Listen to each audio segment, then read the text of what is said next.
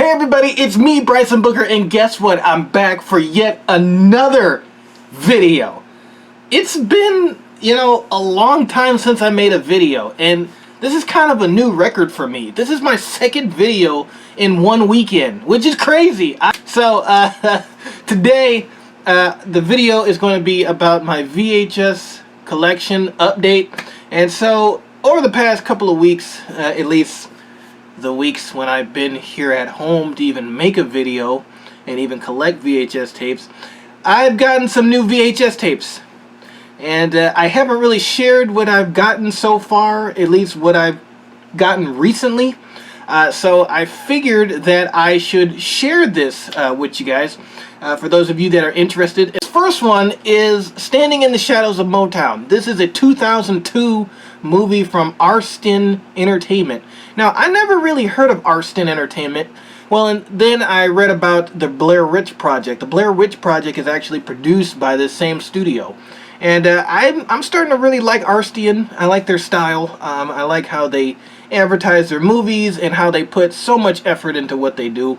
It's an independent film company. I don't really think they're around anymore. I think they actually are defunct nowadays.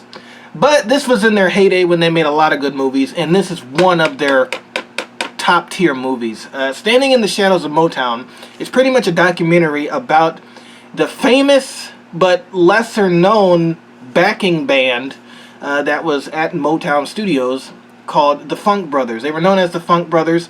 So this is pretty much the documentary that highlights the Funk Brothers' journey and the many hits that they recorded for artists such as Aretha Franklin, The Temptations, The Four Tops, etc.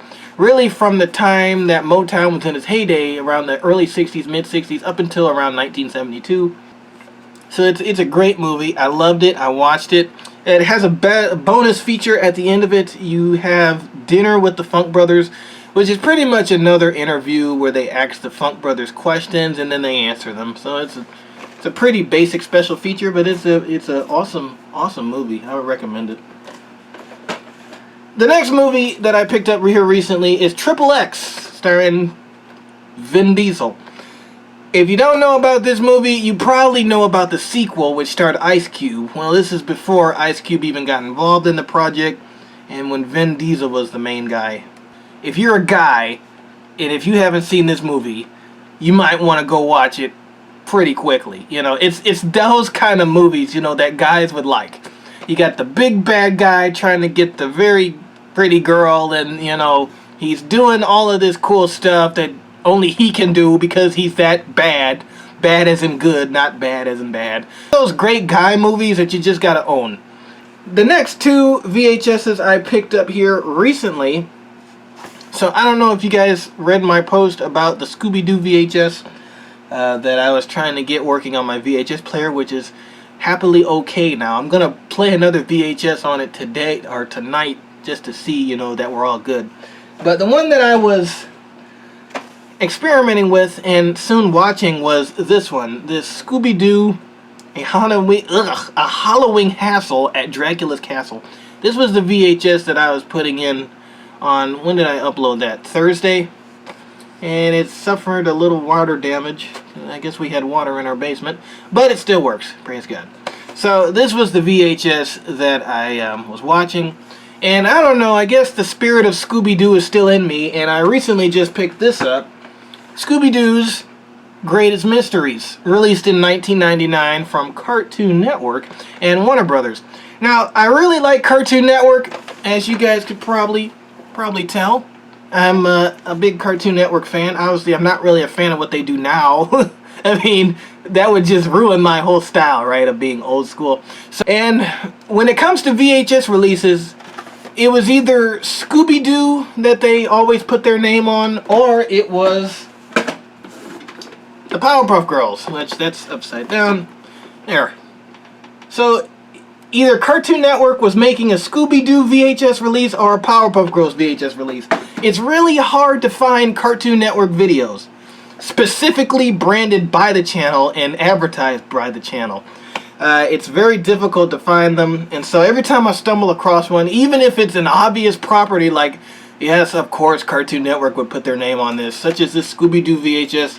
I just gotta pick it up because I'm just a fan of the network and what they did at this time. Especially in 1999, you know, it made sense why they released this tape as well as what they did on it. So, this tape, Scooby-Doo's Greatest Mysteries, is pretty much what the tape is. Scooby-Doo's Greatest Mysteries. What Cartoon Network did for this release is they asked Scooby-Doo fans, what's your favorite Scooby-Doo episode? And fans told them. And they put those 4 episodes that those fans hand-selected on this VHS release. And so there's 4 hand-picked episodes of Scooby-Doo. So we got a Clue for Scooby-Doo, Hassle in the Castle. We have Jeepers, It's the Creeper. Now that's the obvious Scooby-Doo episode to put on here. Like, that's a classic though. So it's on here. As well as the Backstage Rage. So those are 4 Scooby-Doo episodes hand-picked by Scooby-Doo fans themselves. This is when Cartoon Network cared about animation history. So this is a pretty sweet VHS to own from them, knowing that the Scooby-Doo episodes weren't picked by just some random person saying, oh, those would be great.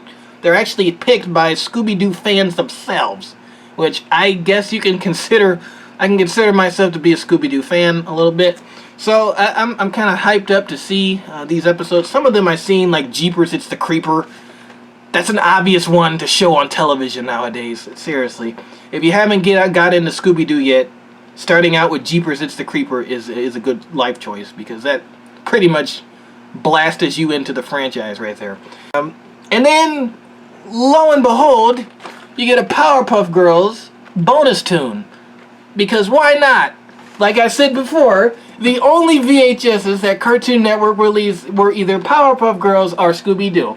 So, of course, they would put a Powerpuff Girls short on a Scooby-Doo VHS. How ironic is that?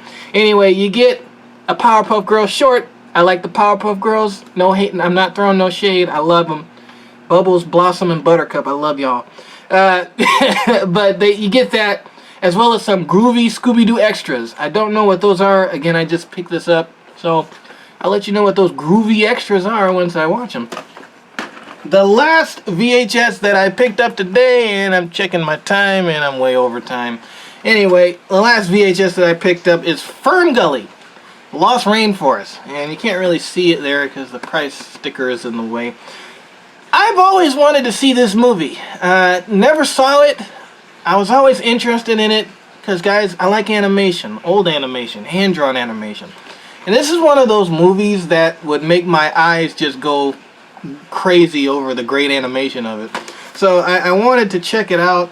Stars Robin Williams. This was Robin Williams' first animated feature. Before he did Aladdin, he did Fern Gully. Obviously, he's more known for Aladdin now than what he did previously, but Fern Gully was his first foray into animated films.